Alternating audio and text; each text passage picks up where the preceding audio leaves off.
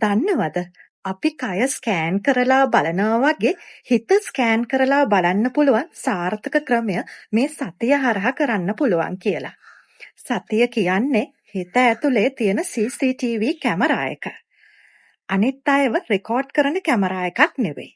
තමන්ගේ ඇතුළත පෙන්නන කැමරා එකක්. ඉතින් කෙනෙක් මේ සතිය පුරුදු කරාම වෙදක් තමන්, ලෙඩක් තමන්, බෙහෙතක් තමන් බවට පත් වෙනවා.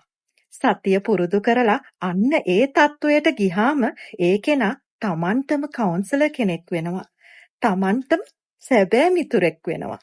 අපේ ස්වාමින් වහන්සේලා අපිට කියන දෙයක් තමයි මේ සතිය පුහුණු කරලා යම් මට්ටමකට ගිහාම ඒ පුද්ගලයා තුළ තියෙන මේ සුවිශේෂී බැල්ම, කැල්ම, මේ හැකියාව ඒ කෙනා ළඟ ඉන්න අයට වැగిරෙන්න පටන් ගන්නවා කියලා. ඒ කෙනා තුළ යහකම්පනය වැඩෙනවා. ඒ නිසා මනසට එන ප්‍රශ්න මම මගේ කරගන්නේ නැහැ. වෙච්ච පමා ගැන නැවත සමාදෙන ගතියක් බුලතේ තිබේ. අපේ සිංහල ගෙදර දොරේ පත බුලතින් නිතර පිරේ කියලා අපේ ලස්සන කියමනක් තියෙනවනේ. අපි අවුරුදු කාලයට බුලත් අතක් දීලා වඳිනවනේ. එතන ඇසුරක් තියෙනවා. අන්න ඒ වගේ තමන් එක්ක ඇති කරගන්න ඇසුර මේ සතිමත්කම තුලින් ලැබෙනවා.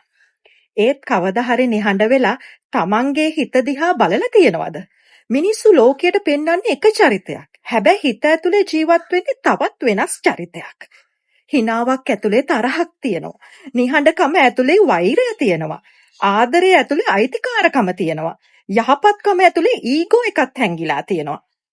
අපි හැමෝම කවුරුත් නොදකින මාස්ක් එකක් දාගෙන ජීවත් වෙනවා. ඒත් සතිය කියන්නේ ඒ මාස්ක් එක ගලවන කන්නඩිය. බුදුදහම කියන්නේ ලෝකය වෙනස් කරන්න කලින් තමන්ගේ හිත දකින්න කියලා. කෙනෙක් අපිට වචනයක් කිව්වහම ඇයි අපිට රිදෙන්නේ? කෙනෙක් අපිට ඉග්නෝර් කරාම ඇයි අපිට කෝපය එන්නේ? කෙනෙක් වෙනස් වුණාම ඇයි අපිට ඇතුළතින් කඩාගෙන වැටෙන්නේ? මොකද ප්‍රශ්නය ලෝකය නෙවෙයි. බොහෝ වෙලාවට අපේම හිතේ. සතිය පුරුදු කරන කෙනා අනිත් අයගේ වැරදි හොයන එක නවත්තනවා. එයා ටික ටික තමන්ගේ හිත ඔබ්සර්ව් කරන්න පටන් ගන්නවා. මම මේ තරහ ගන්නේ ඇයි? මම මේ තරම් ඇටෑච් වෙන්නේ ඇයි? මම මේ තරම් ඇටෙන්ෂන් එක බලාපොරොත්තු වෙන්නේ ඇයි? එතනින් තමයි සැබෑ අවබෝධය පටන් ගන්නෙ. ශක්තිමත්ම මිනිසා තමයි කෝපය ආවත් නිහඬ වෙන්න පුළුවන් කෙනා.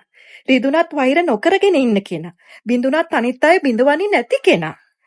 අපි ලෝකයේ ඉස්සරහා හොඳට ඇක්ටින් කරනවා. හැබැයි තමන්ගේ හිත ඉස්සරහා ඇක්ටින් කරන්න බෑ. මේ වෙසක් පොයේ දවසේ පහන් දල්වන්න පන්සලේදී ගෙදරදී විතරක් නෙවෙයි. ඔයාගේ හිතෙත්.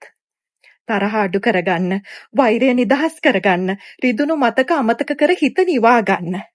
මොකද ජීවිතේ ලොකුම නිදහස තියෙන්නේ සංසුන් මනසක් ඇතුලේ පමණයි. තෙරුවන් සරණයි. ඔබ සැමට පින්සාර සුබ වෙසක් මංගල්‍යයක් වේවා.